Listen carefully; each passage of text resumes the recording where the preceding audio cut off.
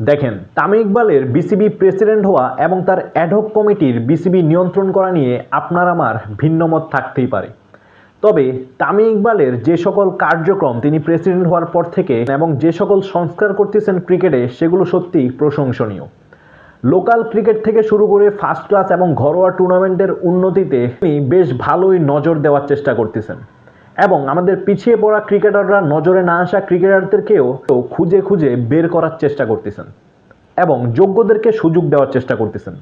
তাছাড়াও দর্শকদের কথা, স্টেডিয়ামের কথা, যেখানে যা প্রয়োজন সব কিছু নিয়েই কাজ করার চেষ্টা করতেছেন তামিম ইকবাল। একটা উদাহরণ দিলে ভালো করে বুঝবেন। আপনারা যারা এতদিন স্টেডিয়ামে খেলা দেখতে যাইতেন তারা এই জিনিসটা জানবেন, স্টেডিয়ামের ভিতরে যে খাবারগুলো বিক্রি হতো সেগুলোর দাম নেওয়া হতো প্রায় 2 থেকে 3 গুণ। কিন্তু তামিম ইকবাল দর্শকদের কথা চিন্তা করে এই খাবারগুলোর একটি নির্ধারিত দাম নির্ধারণ করে দেয়। এই কথাটি এর আগে কোনো বিসিবি এতটা গুরুত্ব সহকারে ভাবেনি।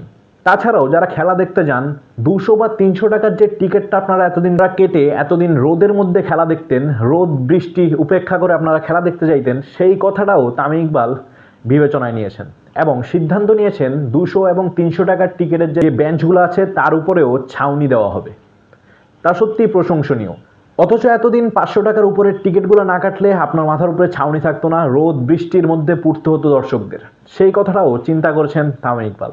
তাছাড়াও আরও কিছু উল্লেখযোগ্য কাজ করেছেন, এই যেমন বল বয় সংস্কৃতিটাকে তিনি ফিরিয়ে এনেছেন। বল বয় নামটি প্রত্যাহার করে তিনি যদিও তাদেরকে ফিউচার স্টার নামেই পরিচিত করিয়ে দিয়েছেন এবং প্লেয়ারদেরকে ফ্র্যাঞ্চাইজি লিগে খেলতে দিতেও তিনি অনেকটাই পজিটিভ চিন্তাধারার। এই যেমন পিএসএল এর ফাইনালের জন্য নাহিদ রানাকে তিনি এনওসি দিলেন। তাছাড়াও বাংলাদেশ এবং নিউজিল্যান্ডের সেকেন্ড টি20তে, যেটা কিনা বৃষ্টির কারণে পরিত্যক্ত হয়, যেসব দর্শকরা টিকিট কেটেছিল তাদেরকে সেই টাকা আবারও রিফান্ড করার মতো একটি ভালো উদ্যোগও তিনি নিয়েছেন। অর্থাৎ তামিম ইকবাল যেভাবেই আসুক না কেন বিসিবিতে, তিনি আসলে ক্রিকেটের জন্য কাজ করতেছেন এবং যেহেতু তিনি ক্রিকেটের সাথে অনেকদিন ছিলেন, তার ক্রিকেটীয় নলেজটা এবং বিসিবির প্রতি তার নলেজটা খুবই ভালো। তিনি জানেন কোন কোন জায়গায় কাজ করতে হবে এবং তিনি এমন অনেক পরিকল্পনা নিচ্ছেন যেগুলো কিনা ক্রিকেটের স্বার্থে আসলেই প্রয়োজন ছিল।